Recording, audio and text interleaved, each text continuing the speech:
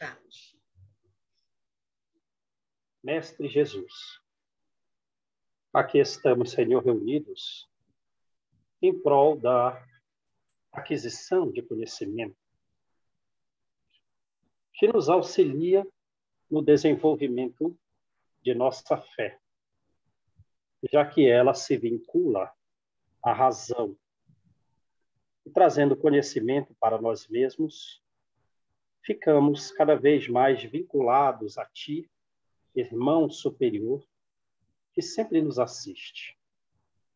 Sabemos também, mestre, da necessidade de evoluirmos nas questões sentimentais, desenvolvendo graus de simpatia, de humildade, de respeito aos irmãos, ainda mais infantilizados que nós mesmos, na sua forma de conduta de vida. Assim, Senhor, nós te agradecemos as provas mais rudes, nós te agradecemos as provas mais graves, provas que mexem profundamente com a nossa alma, porque são elas que nos auxiliarão a desenvolver sentimentos que nós jamais possuímos. Porque queremos, de alguma sorte, Senhor, cada vez mais, nos tornarmos um espelho mais adequado a refletir a imagem dos irmãos superiores, que dia a dia, sempre, estão a mover uma infinidade de palitinhos, uma infinidade de pauzinhos, como diz a linguagem popular, para que nós avancemos e participemos definitivamente de uma festa no plano celestial em região superior, sempre retornando para auxiliar aqueles que estão ainda na fase infantil, caminhando lentamente em prol do progresso. Abençoa-nos, Jesus, hoje e sempre, e assim seja, graças a Deus. Bom, vamos lá. Nós estamos aí no capítulo 11, certo? Certo. De que trata esse capítulo? Até agora, até o capítulo 10, André Luiz e Hilário aprenderam e, portanto, trouxeram para nós, digamos assim, conclusões muito significativas relacionadas à lei de causa e efeito. Eles observaram que, naquela região inferior, uma região, digamos assim, incendiada por aquelas próprias almas, e elas estão a viver, então, no fumo e no fogo que elas fizeram para elas próprias, estão a colher ali frutos maduríssimos das suas ações. Seja no crime, seja na delinquência, seja na sovinice, estão todos ali em padecimentos, em sofrimentos e angústias atrozes, muito significativas. Ninguém com coragem para coletar os próprios frutos amadurecidos das suas ações. E então, a maioria deles se encontra como? Se encontram dementes, revoltados, desesperados. Isso é o resumo do que André Luiz estudou até agora. Então, ele tem a necessidade de avançar para o estudo com relação àquelas pessoas vinculadas à Mansão Paz, porém que estão agora encarnadas. Porque na reencarnação, cada dia é uma nova oportunidade de trabalho, de forma que ele possa observar o mecanismo da compensação diária das pessoas que estão progredindo pela reencarnação mais significativamente que outras, ou quais as razões pelas quais alguns espíritos reencarnados que, tendo o dia a dia da vida como oportunidade de crescer, não estão meio estacionados, ou até alguns vão repetir e aumentar as suas próprias dores. Porque ali naquela região onde eles estão, é uma região em que os espíritos eles se movimentam muito pouco na direção do progresso. O exame, o aprendizado das lições é muito lento, porque o movimento da culpa é muito vagaroso. E com os encarnados, não. ele tem chance de observar os que estão progredindo, até mais dos que outros, e dos que estão, talvez, não progredindo tanto quanto deveriam, e até gravando a prova. Mas naquela região ali já está tudo visto. Cada um traz em si as imagens que plasmou no seu mundo íntimo através da vida que levou. Estão a emitir constantemente as energias que eles próprios acumularam para dentro de si. Então, eles vão estudar os encarnados. E qual caso específico? Aí vocês que veem. Vocês podem ir agora lá no nosso templo, ainda na Mansão Paz, só que fora aqui da região de atendimento, mas ainda intramuros, presumo eu, ainda intramuros, vão lá no templo e vão lá no parlatório. Lá vocês vão encontrar material de sobra para esse estudo, porque quem frequenta ali o templo e o parlatório na região infernal da Mansão Paz são encarnados que quando dormem vêm parar ali na região infernal, no templo ou no parlatório da Mansão Paz. Então, portanto, ainda com vínculo à Mansão Paz, ou são desencarnados. Também com vínculo à Mansão Paz, que já passaram pela Mansão Paz e retornam ainda nas regiões inferiores, ou são novos que estão pedindo socorro.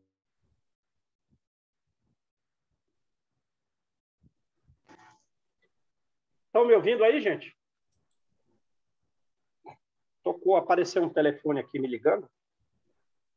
Então, lá eles vão colher material para esse estudo dessa lei de compensação, de ver quem está avançando, quem não está avançando. E eles chegam lá no templo, é uma espécie de igreja, porém não tem muitos símbolos. O único símbolo que tem lá é uma cruz de prata brilhante, simbolizando a presença de Jesus, mesmo naquela região infernal, sobre uma mesa branca. Não está deitada em cima da mesa, está colocada na parede, mostrando para fora da entrada. E tem nichos. Nesses nichos não tem imagens nenhuma. E ali tem mais ou menos 200 pessoas formando filas em direção a esse nicho, conforme a sua religião, e eles estão ali orando. André Luiz se emociona muito significativamente, porque ele lembra da sua fase infantil em que a sua mãe ensinou pela primeira vez a oração do Pai Nosso. Então, ele está ali orando repetidamente, orando e chorando, com as recordações da mãe, lembrando-se de Deus, lembrando-se de Jesus. Beleza? Então, foi aí que a gente parou, né? Certo? E ele está ali repetindo a oração do Pai Nosso. Reparei que Silas me acompanhava aos menores movimentos interiores.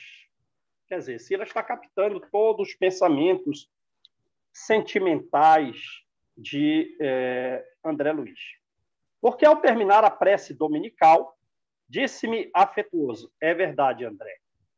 Raros conseguem penetrar esse ambiente sem se escudarem, sem se ampararem na oração. Então, vejam que tem algumas pessoas, né, que são capazes de entrar num local em que a emoção pode falar muito forte ao coração, e mesmo assim, não faz oração, não. E relanceando o olhar sobre Hilário, que igualmente enxugava as lágrimas espontâneas, como a incluí-lo no carinho das observações que exteriorizava, continuou. Este pequeno campo de pensamento está sublimado pela compulsão e pela dor de milhares. Sabe o que é a compulsão, né? É até o que André Luiz está fazendo, orando sem parar, a mesma oração, né? Aquele impulso repetitivo pela dor muito significativa, né? Aquela região está tão branca e ela é luminescente por causa disso. E toca uma música constantemente que vem das esferas superiores, né? Por que aquela região é tão clara? Porque ela está sublimada pelo pensamento de milhares de pessoas. Mesmo que chegando com dor, elas têm um impulso compulsivo, um impulso repetitivo da prece. Isso a gente já tinha visto no livro Obreiros da Vida Eterna. Por que essa imagem aqui desse santo está mais clara? É porque as pessoas que vêm orar aqui no pé do santo emitem os melhores pensamentos que conseguem possíveis nas suas orações, nas suas súplicas. E aí a imagem fica iluminada. É a psicometria do livro Nos Domínios da Mediunidade, porém uma psicometria com uma energia superior à máxima que as pessoas conseguem emitir. Então tá, Ô, Júnior, incontável, sim. então a gente, por exemplo, se tiver um canto da casa que a gente estude mais, que a gente leia mais as obras, ou que a gente vai fazer o evangelho, esse canto da casa vai estar mais ou menos aí mais iluminado que o resto. Com certeza. Assim como também aquele onde a gente faz as coisas erradas é o mais sombrio. É Entendi. verdade, sim, com certeza.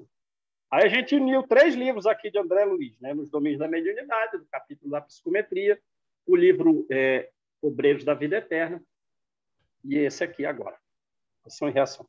Incontáveis legiões de alma, edificadas no quê? Edificadas no sofrimento. E na fé, por aqui é um passado em pranto de arrependimento, em pranto de esperança, em pranto de gratidão.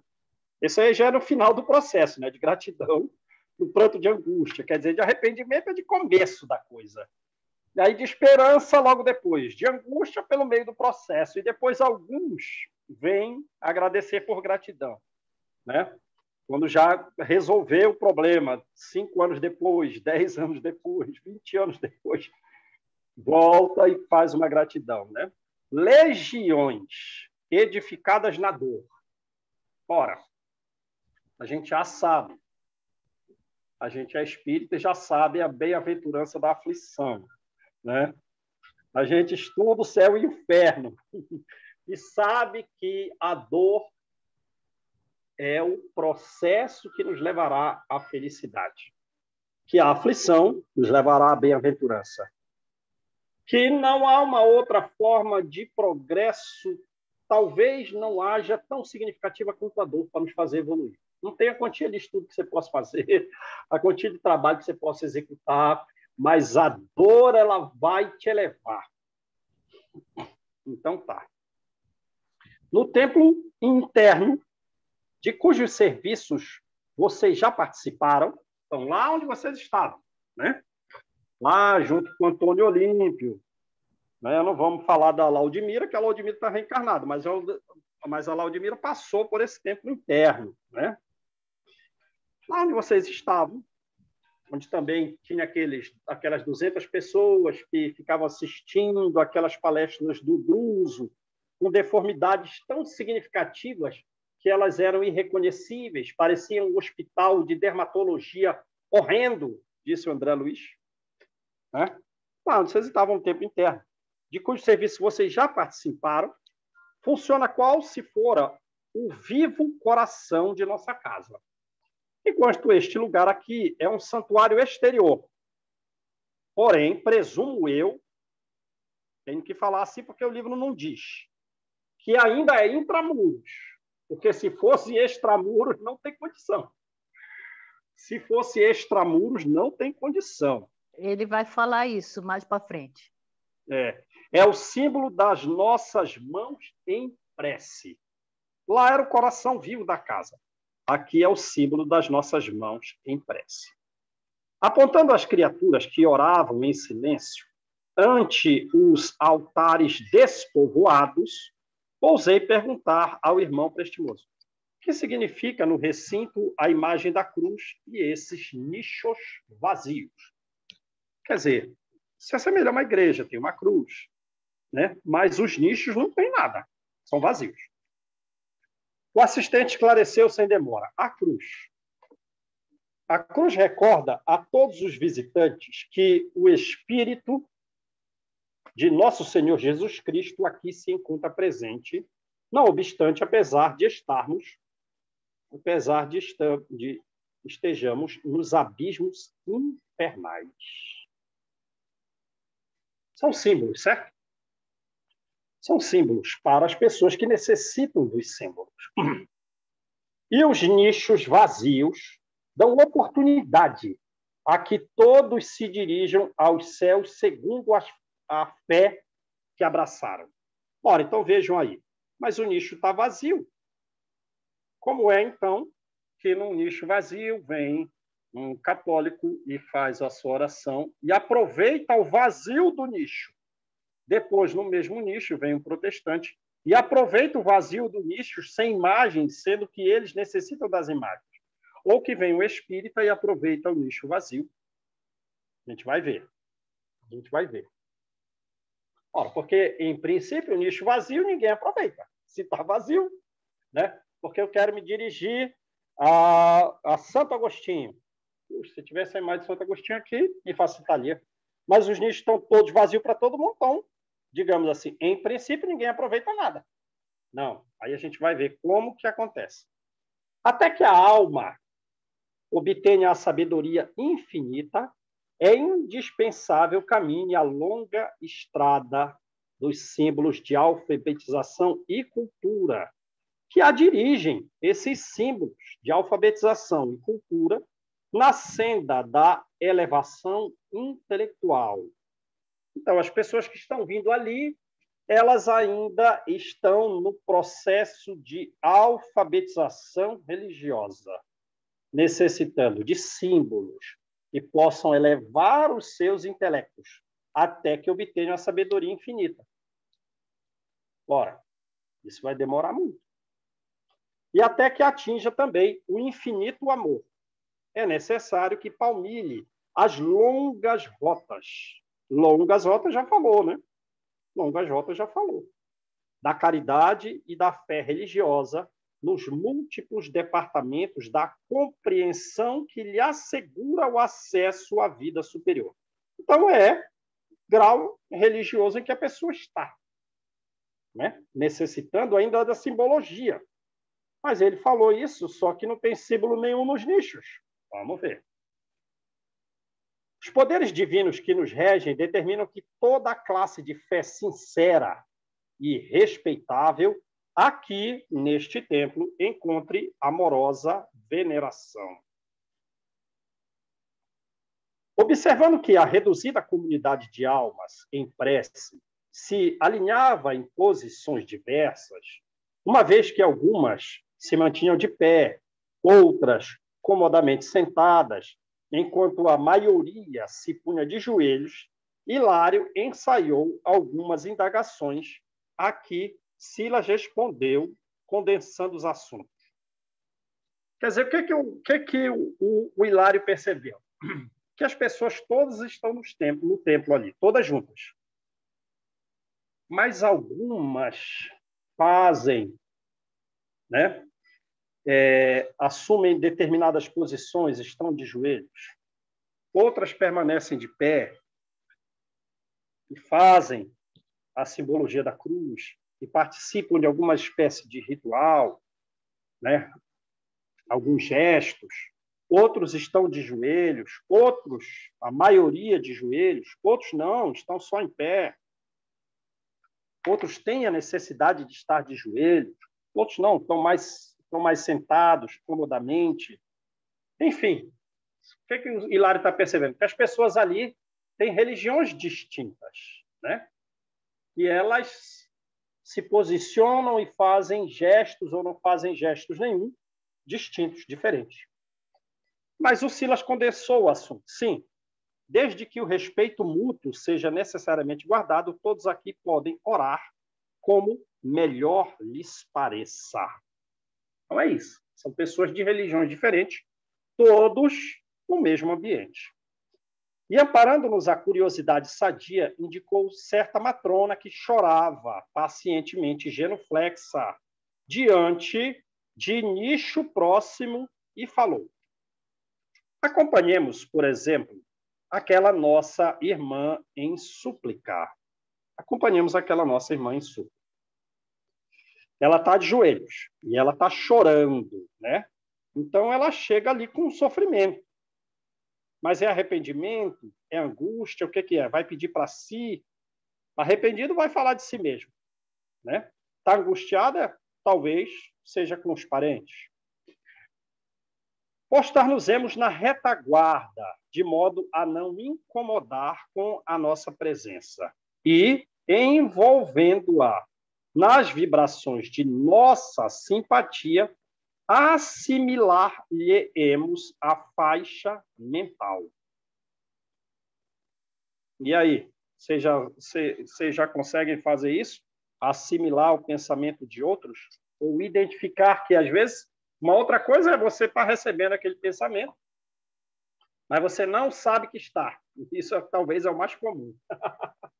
Isso é talvez o mais comum. Aí está num digladiar mental, achando que está conversando sozinho, não está, não.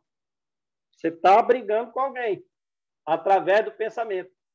Numa guerra mental ali. Não fica achando que você não está num diálogo de mentes, você está.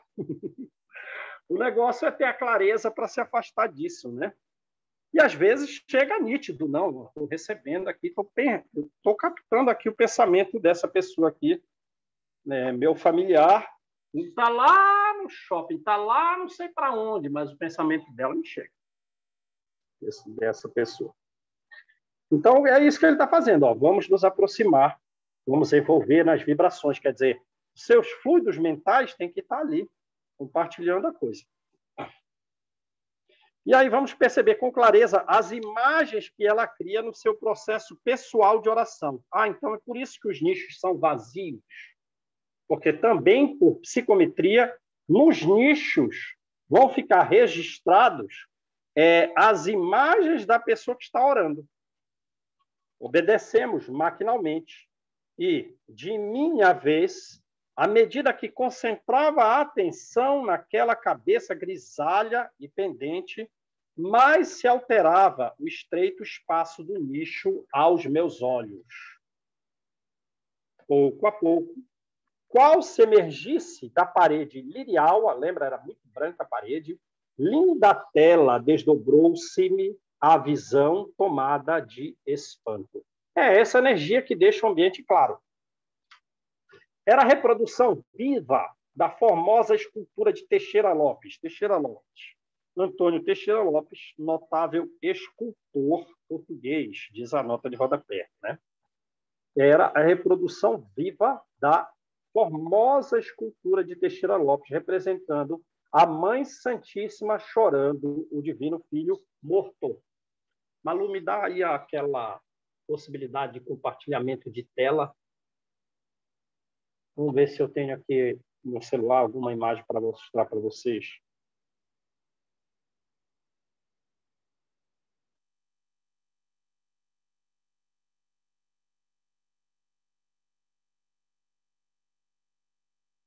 Beleza. Opa, eu fiz aqui. Aqui a tela, né?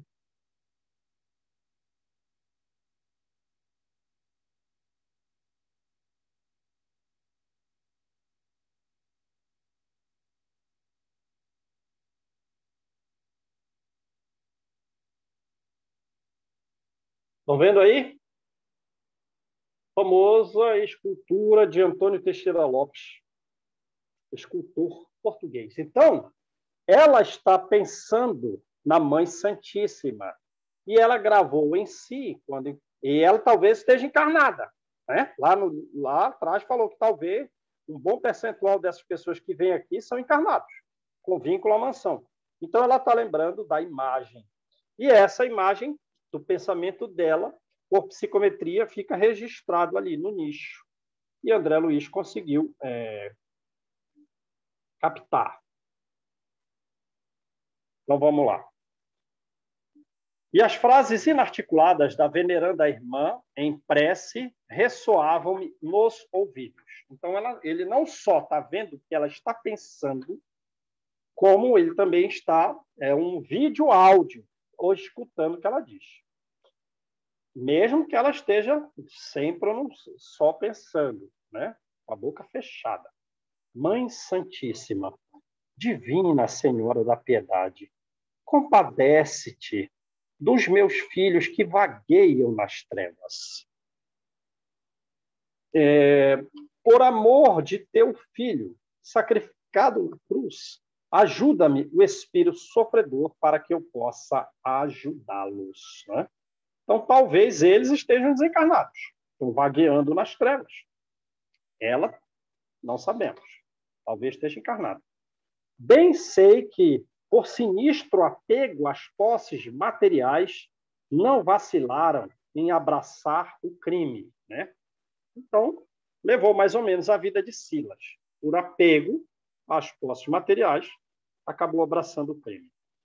Em verdade, senhora, são eles homicidas, infortunados, que a justiça terrestre não conheceu. Por isso mesmo, padecem com mais intensidade o drama das próprias consciências enleadas à culpa, envolvidas na culpa. Então, eles mataram. Né? Quantos são? No mínimo 2. São eles homicidas infortunados, que a justiça terrestre não pegou. Por isso, a situação deles está mais grave. Nesse ponto da petição, Silas tocou-nos de leve os ombros. Sim. Rapidinho, quando na Terra, vamos dizer que você falou que não pegou, né? E quando é pego, melhor para o autor, não é? Melhor para o autor. Diminui a gravidade do que passa na região trevosa, né? Certo. Quando e vem arrependimento, melhor ainda, né? Melhor ainda. Você pode sair da região de trevas e ir para uma colônia, por exemplo, para dentro da mansão paz. Estando arrependido, né? Fazendo uma significativa oração, você pode ir para dentro da mansão paz. O que já é uma diferença imensa. Porque numa região dessa aqui, você sofre tão gravemente, que você fica demente. É tanta dor, tanto martírio, tantas agressões que você sofre que você fica enlouquecido. Fica doente mental, certeza, né? Coisa grave. Então, assim, quando você... É muito pior que um presídio. Entendo. Então, quando você, por exemplo, você assume aquilo, já é uma posição boa, né? Em relação àquele que fica negando os seus problemas e fala que não, mas quando você assume e já começa a pedir perdão, já deu um passo grande na frente, né? Muitos passos na frente. Muitos passos. Tá, não, eu queria saber isso, porque falou aqui que não foi pego pela justiça da terra, né? Se fosse pego, não ia estar sofrendo nessa região, é provável, mas ia durar menos tempo, ia ser menos sofrimento, podia estar numa região um pouco melhor, né? Então, sim, diminuiria. Porque o sofrimento aqui, nesse outro lado, é coisa gravíssima. Não porque você fica ser viciado, a pessoa está me espoteando aqui. Não, porque a tua estrutura mental vai ser nenhuma. Coisa gravíssima. Então, vamos lá. Nesse ponto da petição, Silas tocou-nos de leve os ombros, convidando-nos ao ensinamento devido e explicou. É uma pobre mãe desencarnada. Então, pronto, agora ele já esclareceu. Ela está também desencarnada, que roga pelos filhos transviados na sombra. Invoca a proteção de Nossa Mãe Santíssima, sob a representação da Senhora da Piedade, segundo a fé que o seu coração pode, por enquanto, albergar no âmbito das recordações trazidas do mundo. Pelo menos é uma recordação boa. É uma fé ainda que, digamos, necessita de símbolos. Mas são recordações boas trazidas do mundo, né? Essas imagens. É o grau em que ela está do seu caminhar. Muito melhor, por exemplo, do que a cabeça da Laudemira. Muito melhor, talvez, que a cabeça dos próprios filhos. Porque nós vamos levar para o plano espiritual as imagens daquilo que nós estamos vivendo. Há emitir essas forças, porque são essas forças que nós plantamos. Imagina o mundo mental dos filhos. E está se agravando, porque na região que está. Então, vamos lá. Isso quer dizer que a imagem de nossa visão, esta observação de Hilário, ficou, porém, no ar, porque Silas completou presto, quer dizer, rápido. É uma criação dela mesma. Reflexo dos próprios pensamentos com que tece a rogativa. Pensamentos esses que se ajustam à matéria sensível do nicho, plasmando a imagem colorida e vibrante que lhe corresponde aos desejos.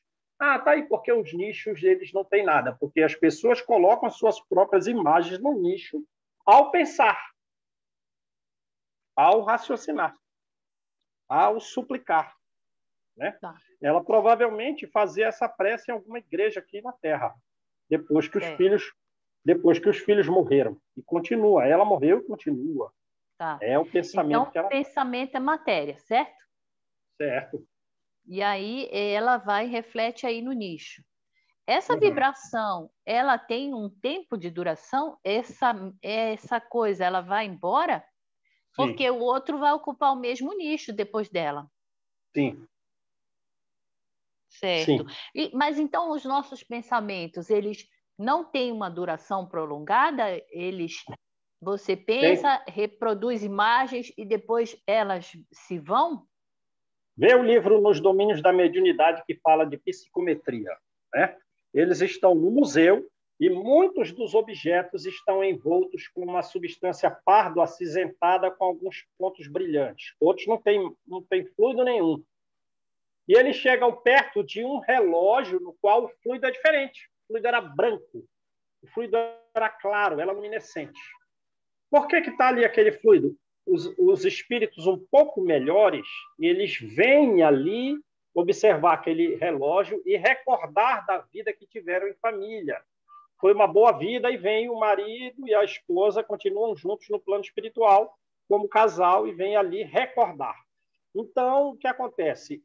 Mesmo eles estando distantes, ou eles visitando o museu, naquele caso, ou visitando o objeto, ou mesmo distantes, emitindo aqueles fluidos de recordação, eles vão mantendo aquela imagem. E o objeto serve, então, digamos assim, para um... Se você quer conhecer quem são aqueles espíritos, se você quer, digamos, saber como eles são, algumas características e ir atrás deles, esses objetos servem como intermediário. Mas alguns objetos não, ninguém recorda deles, estão ali, não tem fluido nenhum, então essa matéria se desfez. Beleza? Então, Beleza. Isso aí. Tem os repulsivos, então, né? Sim. Se você chega se você leva um médium de muita sensibilidade e você chega num local, num presídio e diz, ó, encosta a mão na parede aí ele vai te falar coisas gravíssimas que ocorreram. Porque, como diz o Divaldo diz, fica um registro histórico de tudo que nós fazemos. Ô, Júnior, e aquele espelho, então, daquela mulher lá que o homem foi embora para Paris? Ficou a coisa, uma vibração negativa nele, né? Não, ela, o espírito, está acompanhando o espelho. É um caso ainda diferente. Ela não sai do lado do espelho. Tá. Ela não está como os outros objetos, que as pessoas vêm fazer visita, ou lembrando da cena à distância, emite os fluidos que majoram a psicometria em torno do objeto. Não, ela não saiu do lado do espelho. Há mais de um século e meio ao lado do espelho. Então, ali, se você levar o espelho, você vai levar a mulher. Aí lascou-se. Não, assim, se você for uma pessoa caridosa, né? Olha, puxa, vamos fazer aqui um grupo de oração, vamos fazer uma oração aqui para despertar essa moça aqui dessa situação em que ela está vivendo em torno desse espelho. Aí ela vai, recebe atendimento, vai para uma colônia superior. Agora, ela vai ter que reencarnar juntamente com aquele rapaz que a desprezou. ou como esposa ou como filha. E a mulher que na França fez com que ela perdesse o noivo, ela vai talvez ser a mãe dela. Enfim, esse trio vai ter que se reunir. E respondendo automaticamente às indagações que o problema sugeria, continuou. Então, ela está plasmando ali a imagem da mãe de Jesus, quer dizer, a estátua que Teixeira Lopes esculpiu da mãe de Jesus chorando o nosso mestre já, o corpo do nosso mestre já falecido, né? E aí, o Hilário pensou alguma coisa. Quer dizer, essa imagem que a gente está vendo, então, é criação do pensamento dela? É. Isso, contudo, não significa que a prece esteja respondida, esteja sendo respondida por ela mesma. A gente está olhando o pedido, não a resposta. E a resposta virá. Petições semelhantes a esta elevam-se a planos superiores. E aí, nesses planos superiores, são acolhidas essas preces pelos emissários da Virgem de Nazaré, a fim de serem examinadas e atendidas, conforme o critério da verdadeira sabedoria. Então, essas preces estão sendo recolhidas. Se dirigiu a Maria? Se dirigiu. Então, emissários de Maria vão coletar essa prece. Vão examinar a prece e vão atender. Em que prazo? No prazo que precisar. Agora, nesse processo de resolução, em que nós recebemos atendimento, nós também participamos ativamente da solução. Não são só eles que dão solução. No máximo, eles nos dão sugestão, mas a execução é nossa. Lembram? E esse exame demora tempo. Nunca vi nos livros de André Luiz assim. Eu vou fazer uma prece relâmpago e imediatamente vai vir a solução da coisa como se fosse uma coisa instantânea. Pronto, é isso. Não. Tem um exame que às vezes demora dias daquela prece. E depois o atendimento demora anos. Anos e anos, uma equipe espiritual muito grande para solucionar o problema de uma prece. Quanto tempo demorou? Essa prece vai levar 20 anos de serviço por 100 espíritos. Espraiando o olhar pelos circunstantes, prosseguiu esclarecendo. Encontram-se aqui devotos de vários grandes heróis do cristianismo em diversos cultos de fé.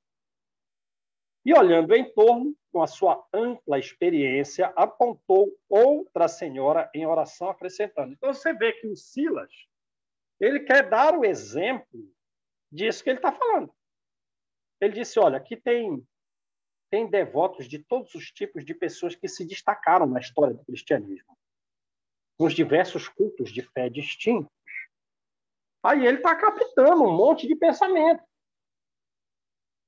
Aí, vamos ali naquela senhora. Então, ele quer demonstrar a veracidade do ensino que ele está dando. Então, ele captou, essa não, essa também está pedindo a Mãe Santíssima, essa aqui, essa ali. Vamos naquela ali, porque eu já sei para quem que ela está pedindo. E tem 200 pessoas nesse local. Agora, você imagina Jesus, que está captando o pensamento de todo mundo, na Terra e em regiões inferiores. O amor que ele tem. Pelo amor de Deus. Isso que eu queria te perguntar, João. Pelo amor de Deus. Ele escuta todas as nossas rogativas? Pelo amor de Deus. E ele... Você não vê que nos livros ele está sempre chorando? O mar das dores humanas é imenso. E ele está sempre chorando. Mas com muita sabedoria, nos auxiliando a essa secagem de lágrimas. Tem que ouvir Mozart para entender esse pranto humano. Sim. Pois eu nem ouvindo. Nossa, é muita dor. É muita dor. Então, vamos lá. Ali temos nossa matrona, nobre matrona, exorando a proteção de Teresinha de Lisieux, a doce monja do Carmelo, desencarnada na França. Nota de rodapé 25. Nota do autor espiritual, de André Luiz. Santa Teresa do Menino Jesus, na Igreja Católica, desencarnada no Carmelo, de Lisieux, na França, em 30 de setembro de 1897. 1897. Então, já tinha o espiritismo aí. Vamos ver se eu mostro a imagem dela aqui, ó.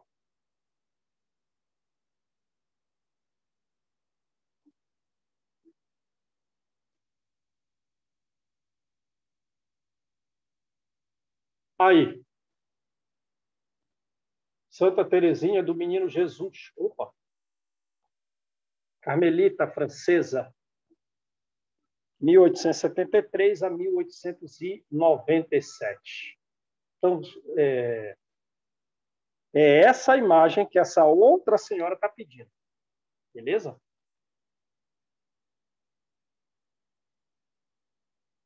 Tá, então vamos lá. E a mensagem dela alcança o coração da famosa freira? Indagou Hilário com o otimismo de sempre. Bom, se a outra estava orando para a Mãe Santíssima e os emissários da Virgem Maria estavam recebendo aquela petição para examinar e atender, mesmo que num prazo longo, aqui mesma coisa, né? Como não? Respondeu o interlocutor. Depois da morte do corpo, as criaturas efetivamente santificadas encontram as mais altas cotas de serviço na expansão da luz, ou na expansão da caridade, ou na expansão do conhecimento, ou na expansão da virtude, de que se fizeram a fonte viva de inspiração quando no aprendizado humano. Então, já viu, né? Se querem evoluir? Está querendo evoluir? Prepara para trabalhar, então, hein? Prepara aí para trabalhar muito. As criaturas... Puxa, eu melhorei muito. Eu não me santifiquei, mas contribuí lá no plano espiritual. Mais altas cotas de serviço. Aí, bom, eu me dediquei, digamos, ao conhecimento. Então, você vai auxiliar nesse ramo. Eu me dediquei à caridade. Então, você vai auxiliar na caridade. Ou da virtude, da nobreza, se afasta da coisa errada. Enfim, do que se fizeram fonte viva de inspiração quando no aprendizado humano. O céu beatífico e estanque, e estacionado, parado, só de contemplação, isso não existe. Existe apenas na mente ociosa daqueles que pretendem progresso sem trabalho e paz sem esforço. Lembra de André Luiz no capítulo anterior? Puxa, mas Deus é muito bom. Por que, André Luiz, que Deus é muito bom? Ele permite o trabalho mesmo nas regiões infernais. Né? Então, não tem progresso sem trabalho. Não tem paz sem esforço. Tudo é criação. Tudo é beleza, aprimoramento, alegria e luz incessantes na obra de Deus, a expressar-se divina e infinita por meio daqueles que se elevam para o infinito amor.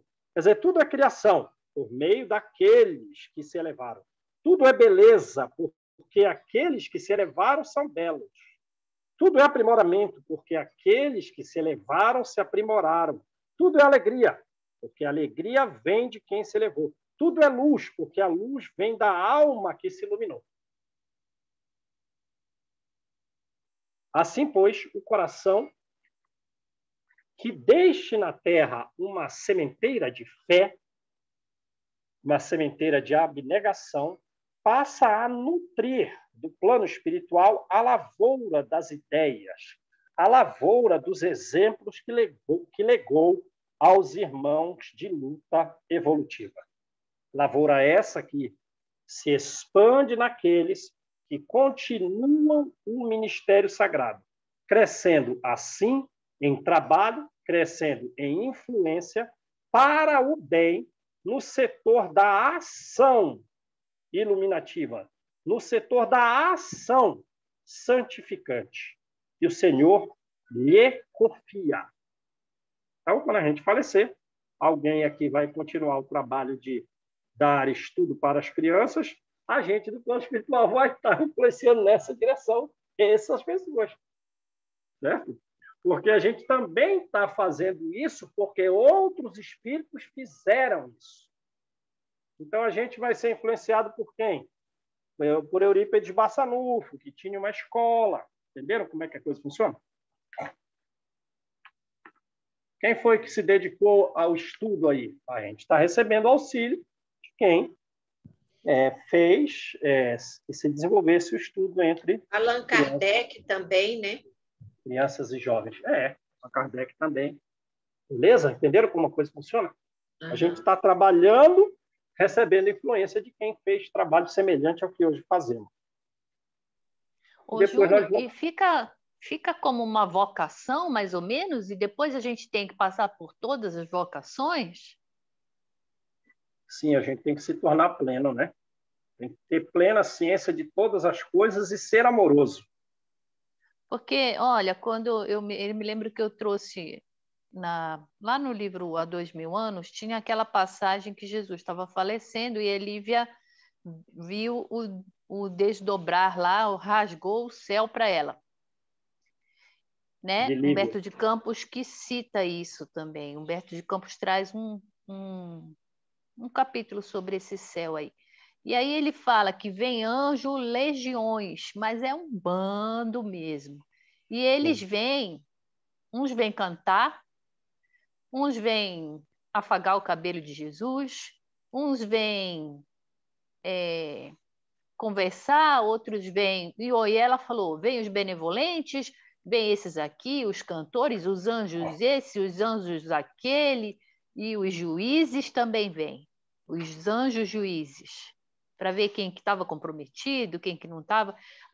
Eu fico me perguntando, então é através desses caminhos assim de vocação que você vai se dedicando mais a uma área do que a outra?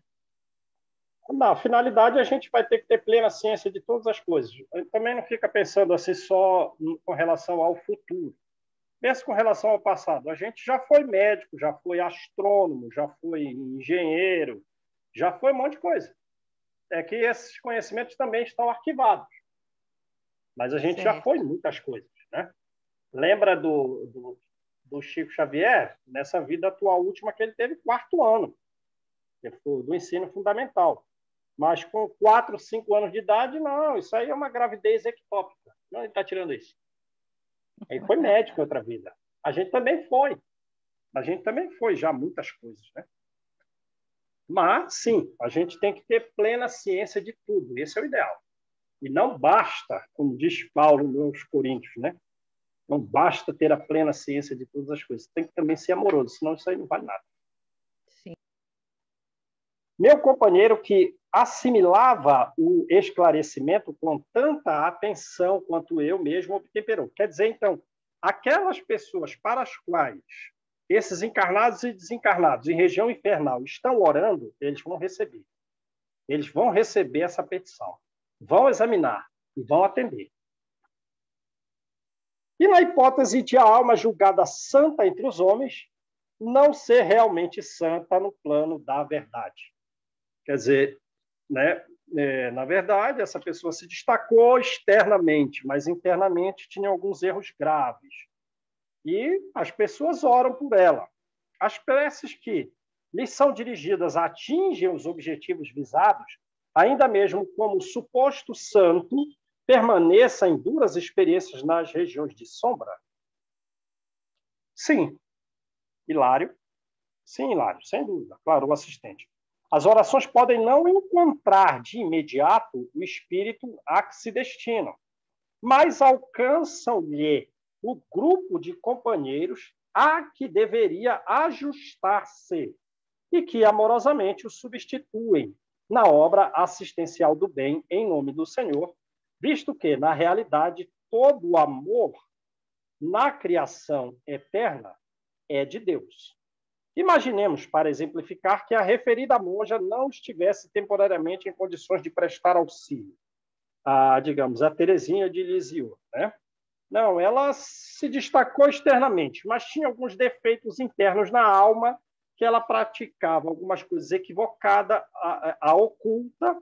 Então, apesar de todo mundo crer que ela era uma santa, ela não era. E ela foi para a região inferior, porque não tem como enganar a lei divina.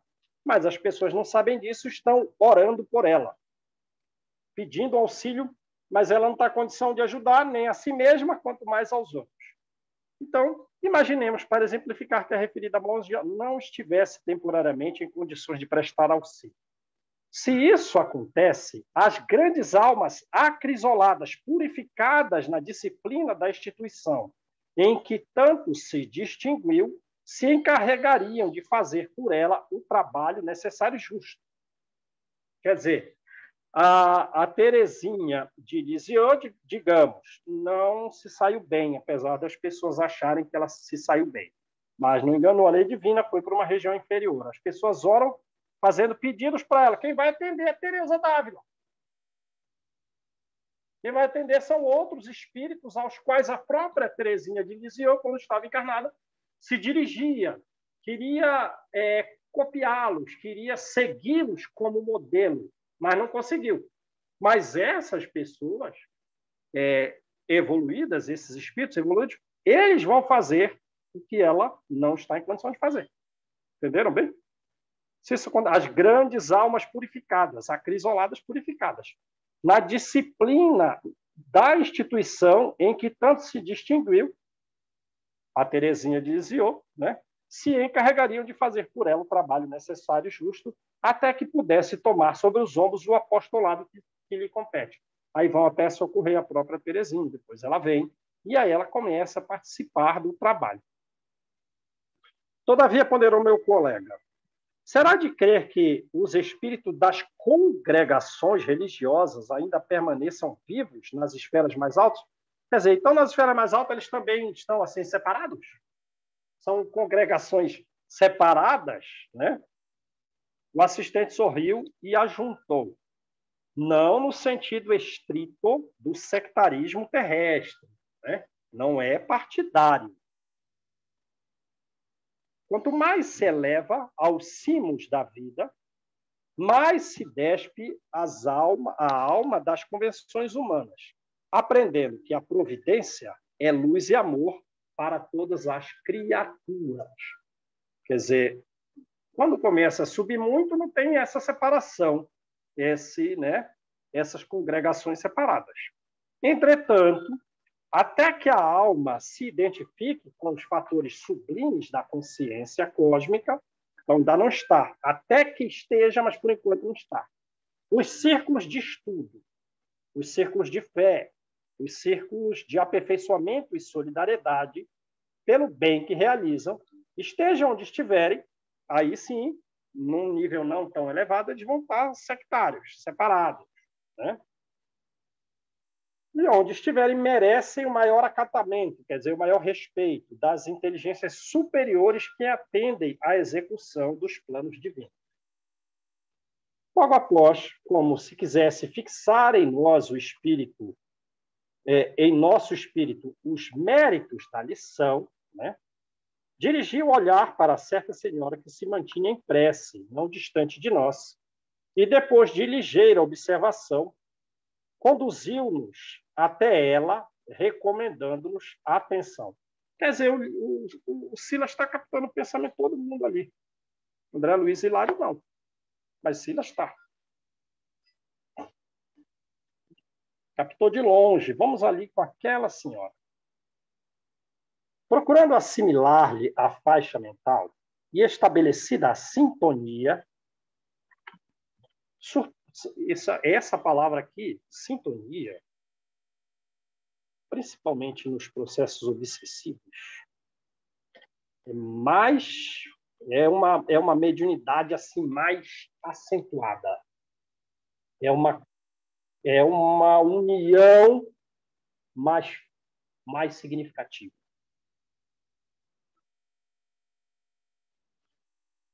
É pela sintonia, por exemplo, que ocorre o fenômeno de xenoglosia. Sabe o que é isso? Falar numa outra língua. É que, no processo obsessivo, vejam lá no livro Nos Domínios da Mediunidade. No século X, teve uma mulher, né, que ela era amante de um soldado daquela época, e ela pediu para ele que ele estrangulasse os próprios pais, para que eles, os ambos, ficassem com os recursos da família. E ele fez. E depois ela descartou ele.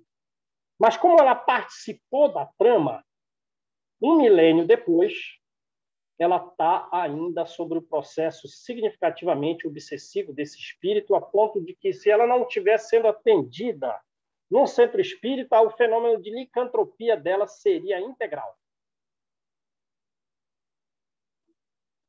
E ela, então, no processo mediúnico, dando vazão aos obsessores, sendo esse o que quer que ela morra, ela se manifesta na língua morta, no dialeto morto da Itália do século X, da região da Toscana. Por que ela faz isso? Porque não é uma média comum, traduz isso para o português. Fala em português o que ele está falando aí. Não, é porque ela está vinculada na história que ele está falando. Ela participou da trama. Ela tem uma sintonia que aí ela vai falar a história com tudo junto, com todos os sentimentos, com tudo, inclusive a língua. Então, vamos lá. Então, ele fez uma conexão mediúnica mais profunda aqui. Surpreendemos no nicho a imagem viva e simpática do nosso abnegado doutor Bezerra de Menezes. Nota de rodapé 26. Nota do autor espiritual. Doutor Adolfo Bezerra de Menezes, apóstolo do espiritismo cristão no Brasil, desencarnado no Rio de Janeiro em 11 de abril de 1900. Surpreendemos no nicho a imagem viva e simpática do nosso abnegado doutor Bezerra de Menezes, ao mesmo tempo que ouvíamos a súplica de nossa companheira desolada. Doutor Bezerra, por amor de Jesus, não abandones meu pobre Ricardo nas trevas da desesperação. Meu esposo infeliz atravessa rudes provas. Ó generoso amigo, doutor Bezerra, socorre-nos. Não permitas que ele desça ao abismo do suicídio. Então, ele está encarnado, né?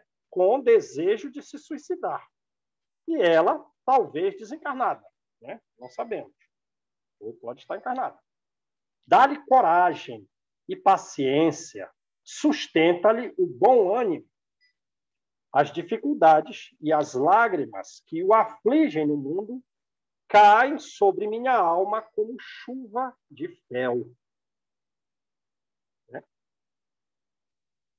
Então, ela está captando o pensamento dele. Talvez ela esteja desencarnada, ou ela é uma médium que está captando ali, ainda mais com o esposo. Com o esposo é uma grande sintonia.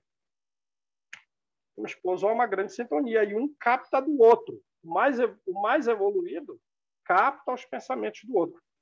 Quer dizer, ele tem ciência que captou. O outro talvez até capte e não saiba. Então, as dificuldades e as lágrimas deles são chuva de céu em cima de mim. Se está desencarnado, pode esquecer. Isso aqui é fortíssimo. Percebe? Porque a gente tem que se reconciliar o mais rápido com os nossos adversários. Senão isso aqui vai acontecer por quantos anos? E lá desencarnado, você vai receber esse pensamento, seja médio ou não seja médio. Seja médio ou não seja médio, você vai receber isso aqui constantemente. Silas interrompeu-nos a reflexão e acentuou. Segundo reconhecemos, o santuário serve à oração digna sem cultos especiais. quer dizer, os vários heróis do cristianismo, do espiritismo. Ali, alguém recorre ao amparo da monja de Lisieux. Aqui, um coração infortunado pede socorro ao notável companheiro dos espíritas no Brasil. Ali, alguém pede para a mãe de Jesus. Alguém pede direto para Jesus. Antes de desviar a minha atenção, fitei o semblante do grande médico, Dr. Bezerra, segundo as recordações da irmã que orava, confiante, notando o primor, a perfeição da fotografia mental que ela exteriorizava. Víamos ali o retrato do Dr. Bezerra, qual conhecemos, sereno, simples, bondoso, paternal. Precedendo-nos as interrogações costumeiras, o assistente informou. Com mais de 50 anos consecutivos de serviço à causa espírita, depois de desencarnado, Adolfo Bezerra de Menezes fez jus à formação de extensa equipe de colaboradores que lhe servem a bandeira da caridade. Quer dizer, então, tem muitos colaboradores trabalhando com o Dr. Bezerra, né? Centenas de espíritos estudiosos, de espíritos benevolentes, obedecem às diretrizes na lavoura do bem, na qual opera ele em nome do Cristo. Vamos parar por aí, né, gente? Já deu a hora, né?